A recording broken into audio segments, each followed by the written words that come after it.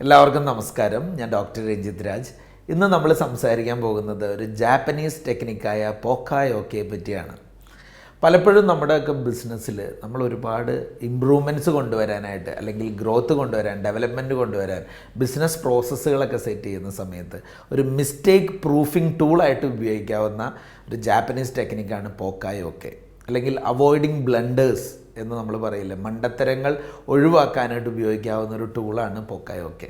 കാരണം നമുക്ക് എന്തെങ്കിലും ഒരു മിസ്റ്റേക്ക് സംഭവിച്ചാൽ നമുക്ക് എന്താ ചെയ്യാനുള്ള മാർഗ്ഗം? 3 കാര്യങ്ങൾ ചെയ്യാനുള്ള സാധ്യതയുള്ളത്. ഒന്ന്, ആദ്യം ആ മിസ്റ്റേക്ക് അഡ്മിറ്റ് ചെയ്യുക, എന്നിട്ട് അതിൽ നിന്ന് എന്താണ് ലേൺ ചെയ്യാൻ പറ്റുക, ഉൾക്കൊള്ളാൻ സാധിക്കുക, learn from it and don't repeat it. പിന്നെ അത് തന്നെ സംഭവിക്കാതിരിക്കാൻ വേണ്ടി നോക്കുക. ഈ ഒരു കാഴ്ചപ്പാടിലാണ് പോക്കായോക്കെ ഇമ്പോർട്ടൻ്റ് ആവുന്നത്. ഞാൻ അല്പം മുമ്പ് പറഞ്ഞതുപോലെ നമ്മുടെയൊക്കെ ബിസിനസ്സിൽ നമ്മൾ പലപ്പോഴും പുതിയ ഐഡിയകളോ പുതിയ സൊല്യൂഷൻസോ ഒക്കെ കൊണ്ടുവന്ന് ഇംപ്ലിമെൻറ്റ് ചെയ്യാൻ വേണ്ടി നോക്കുന്ന സമയത്ത് വിചാരിച്ച ഫുൾ റിസൾട്ട് പലപ്പോഴും ലഭിക്കണമെന്നില്ല. അതിൻ്റെ മുഖ്യ കാരണം തന്നെ എന്താണെന്ന് നോക്കിക്കഴിഞ്ഞാൽ പലപ്പോഴും മേജറായിട്ടുള്ള മൈനറായിട്ടുള്ള പല ഡിഫക്റ്റുകളും നമ്മൾ ആ ഇമ്പ്രൂവ്മെൻറ്റ് ഐഡിയാസോ സൊല്യൂഷൻസോ ഇംപ്ലിമെൻറ്റ് ചെയ്യാൻ നോക്കുമ്പോൾ ഉണ്ടാകുന്ന ഡിഫക്റ്റുകളാണ് അതിൻ്റെ റീസൺ.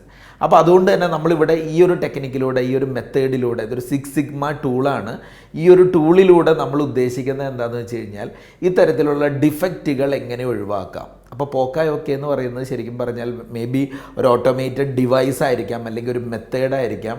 നമ്മുടെ പ്രോസസ്സുകൾക്കകത്തുള്ള ഇററുകൾ ഉണ്ടാവാനുള്ള ചാൻസുകളെ കുറയ്ക്കുന്നു, ഇറർ ഫ്രീ ആക്കി മാറ്റാൻ. നമ്മുടെയൊക്കെ സ്ഥാപനത്തിൽ എത്രയോ പ്രോസസ്സുകൾ നടക്കുന്നുണ്ടല്ലേ. പലപ്പോഴും പർച്ചേസിലായിരിക്കും, ചിലപ്പോൾ ഇൻവെൻറ്ററി മാനേജ് ചെയ്യണതിലായിരിക്കും, അക്കൗണ്ടിങ്ങിലായിരിക്കും, സെയിൽസ് ആൻഡ് മാർക്കറ്റിംഗ് ആക്ടിവിറ്റിയിലായിരിക്കും. അങ്ങനെ ഒരുപാട് പ്രോസസ്സുകൾ നമ്മുടെ ബിസിനസ്സിലുണ്ട്.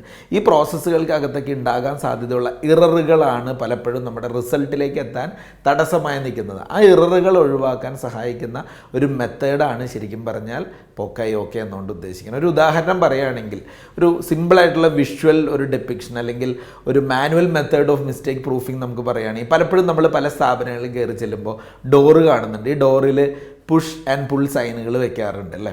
അതിൻ്റെ ഒരു ഉദ്ദേശം തന്നെ എന്താ? ചിലപ്പോൾ പുഷ് ചെയ്യേണ്ട സ്ഥലത്ത് നമ്മൾ പോയി പുള്ളി ചെയ്യാതിരിക്കാനോ, പുള്ളി ചെയ്യേണ്ടടുത്ത് പുഷ് ചെയ്യാതിരിക്കാനോ വേണ്ടി ഒരു സിമ്പിൾ ആ ഒരു നമ്മൾ കാണുന്ന ഒരു സൈനേജ് നമ്മളെ വളരെയധികം ഹെൽപ്പ് ചെയ്യാറുണ്ട്. ഇത് തന്നെ ഒരു എക്സാമ്പിളാണ്. അല്ലെങ്കിൽ use of automated device or method of mistake പ്രൂഫിങ്ങിനെ പറ്റി സംസാരിക്കുകയാണെങ്കിൽ, പലപ്പോഴും നമുക്കറിയാം, നമ്മൾ കാറിലൊക്കെ കയറുമ്പോൾ നമുക്ക് സീറ്റ് ബെൽറ്റ് ഇടണം എന്നുള്ളതൊക്കെ അറിയാം. പക്ഷേ എന്നിരുന്നാലും സീറ്റ് ബെൽറ്റ് ഇട്ടിട്ടില്ലെങ്കിലോ ആ ഇൻഡിക്കേറ്റർ കാണിച്ചുകൊണ്ടിരിക്കും, അല്ലെങ്കിൽ ചിലതിലൊരു അലാറം അടിച്ചുകൊണ്ടിരിക്കും, ഒരു സേഫ്റ്റി മെഷർ എന്നുള്ള രീതിയിൽ. ഇന്നിപ്പോൾ അഡ്വാൻസ് വേർഷനൊക്കെ സീറ്റ് ബെൽറ്റിന് വന്നിട്ടുള്ളത് പുതിയ ചില കാറുകളിലൊക്കെ സീറ്റ് ബെൽറ്റ് ഇട്ടതിന് ശേഷം മാത്രമേ കാറ് സ്റ്റാർട്ടാവുള്ളൂ. അപ്പോൾ അത്രയും വരെ ഇത് ചെയ്യേണ്ടത് മിസ്റ്റേക്ക് പ്രൂഫിങ്ങിന് വേണ്ടിയിട്ടുള്ള ഓട്ടോമേറ്റഡ് മെത്തേഡാണ്. സംഭവം നമുക്കറിയാം, ഇന്ന കാര്യങ്ങൾ ചെയ്തില്ലെങ്കിൽ ബുദ്ധിമുട്ടുണ്ടാവും, സീറ്റ് ബെൽറ്റ് ഇട്ടില്ലെങ്കിൽ ചിലപ്പോൾ എയർ ബാഗ് പുറത്തു വരില്ല എന്നൊക്കെ അറിയാം. പക്ഷെ എന്നാലും നമ്മളെ നിർബന്ധിതമാക്കുന്നത് ചിലപ്പോൾ ഈ സൗണ്ട് നമ്മുടെ ചെവിയിൽ കേൾക്കാതിരിക്കാൻ വേണ്ടി ഇഷ്ടപ്പെട്ടല്ലെങ്കിൽ വരെ സീറ്റ് ബെൽറ്റ് ഇടുന്ന അവസ്ഥയുണ്ട്. അപ്പോൾ പറഞ്ഞു വന്നത്, ഇതും ഒരു മെത്തേഡാണ് പോക്കായോക്കെയുടെ കോൺസെപ്റ്റുമായിട്ട് കണക്റ്റഡ് ആയിട്ട്. അപ്പോൾ നമുക്കിനി സംസാരിക്കേണ്ടത് മുഖ്യമായിട്ടും how to make process mistake proof എന്നുള്ളതാണ്. നമുക്കെല്ലാവർക്കും അറിയാം, പ്രോസസ്സുകളോ സിസ്റ്റമോ ഡെവലപ്പ് ചെയ്യുമ്പോൾ മിസ്റ്റേക്ക് പ്രൂഫ് ആയിരിക്കണം എന്നുള്ളത്. പക്ഷേ അതെങ്ങനെ ക്രിയേറ്റ് ചെയ്യാം? അപ്പോൾ അതിൽ ഫോളോ ചെയ്യേണ്ട ചില സ്റ്റെപ്പുകൾ ഉണ്ടായാലും ഒന്നാമത്തെ സ്റ്റെപ്പ് എന്ന് പറയുന്നത് ടെസ്റ്റ് റൺ ചെയ്യുക എന്നുള്ളതാണ്. ടെസ്റ്റ് റൺ, നമ്മൾ എന്തെങ്കിലും നമ്മുടെ സ്ഥാപനത്തിൽ ഒരു പ്രൊഡക്റ്റോ ഒരു പ്രൊസീജിയറോ ഒരു പുതിയ സർവീസോ എന്തെങ്കിലും ഒരു കാര്യം സ്റ്റാർട്ട് ചെയ്യുന്ന സമയത്ത് ഒരു ട്രയൽ ബേസിസിൽ ഏറ്റവും ആദ്യം ഒന്ന് ചെയ്തു നോക്കണം. ആ ട്രയൽ ബേസിലാണ് നമുക്കറിയാൻ കഴിയുക എന്തെങ്കിലും സിനാരിയോകൾ നമുക്ക് ഇതിൻ്റെ അകത്ത് പ്രശ്നങ്ങളായിട്ട് വരുന്നുണ്ടോ, ഉണ്ടെങ്കിൽ അതിനെങ്ങനെ കവർ ചെയ്ത് പോകണം. അപ്പോൾ അത് ചിലപ്പോൾ ആദ്യം ചെയ്യേണ്ടത് എന്താണെന്ന് വെച്ചാൽ, ഈ ടെസ്റ്റ് കേസുകൾ നടത്തുമ്പോൾ ഒരു കൺട്രോൾഡ് എൻവയോൺമെൻറ്റിലായിരിക്കണം, അല്ലെങ്കിൽ ഒരു സ്മോൾ സ്കെയിലിലായിരിക്കണം. കാരണം എന്തെങ്കിലും എറർ ഉണ്ടായാൽ തന്നെ അത് ചെറിയ തോതിലായിരിക്കണം. ഉദാഹരണം പറഞ്ഞാൽ, നമ്മൾ ഈ കാറിൻ്റെയൊക്കെ ക്രാഷ് ടെസ്റ്റുകൾ കണ്ടിട്ടുണ്ട്, വണ്ടി ഇടിച്ച് നോക്കുന്ന ടെസ്റ്റുകൾ കമ്പനികൾ നടത്തുന്നുണ്ട്. അപ്പോൾ അവിടെ ആദ്യം ചെയ്യണത് എന്താ?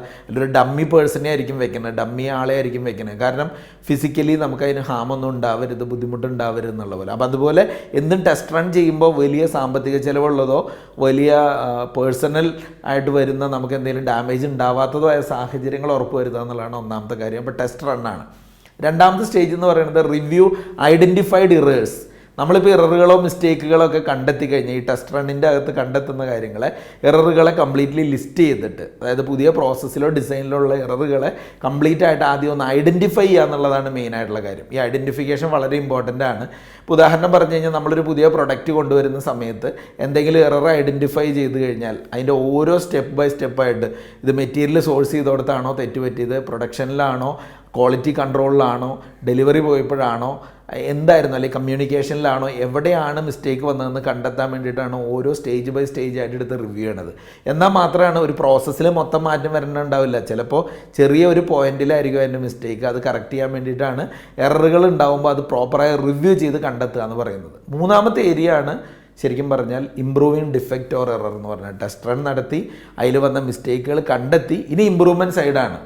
ഇമ്പ്രൂവ് ചെയ്യാൻ പോകുമ്പോൾ അവിടെ ചില സബ് പാർട്ടുകൾ അല്ലെങ്കിൽ നമ്മൾ അതിൻ്റെ അകത്ത് ഡിസ്കസ് ചെയ്യേണ്ട ചില കാര്യങ്ങളുണ്ട്. അതിൽ ഒന്നാമത്തെ കാര്യം എലിമിനേഷനാണ്. എലിമിനേറ്റ് ചെയ്യാന്ന് പറഞ്ഞാൽ നമ്മൾ നേരത്തെ ഐഡൻറ്റിഫൈ ചെയ്ത് വെച്ചു എവിടെയാണ് മിസ്റ്റേക്ക് കണ്ടെത്തിയെന്ന്. അതിനി ഉണ്ടാകാതിരിക്കാൻ എന്ത് ചെയ്യണം, എന്താണ് അതിൻ്റെ എലിമിനേഷൻ മെത്തേഡ് എന്ന് പറയുന്നത്.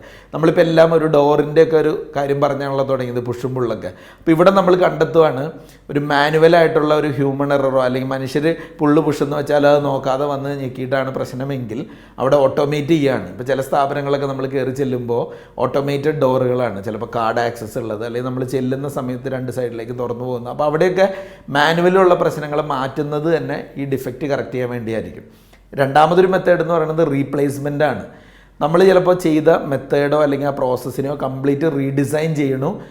ആ മൊത്തത്തിൽ ഇനി ഒരിക്കലും ആ ഒരു പ്രശ്നം ഉണ്ടാവാതിരിക്കാൻ വേണ്ടി ആ സംവിധാനത്തെ തന്നെ മാറ്റുന്നു. ഉദാഹരണം പറഞ്ഞു കഴിഞ്ഞാൽ ഡോറിൻ്റെ കാര്യത്തിൽ ചിലപ്പോൾ ഗ്ലാസ് ഡോറിന് പകരം ഫൈബർ ഡോറോ അങ്ങനെയുള്ള സംവിധാനങ്ങൾ സെറ്റ് ചെയ്യുന്നതായിരിക്കാം.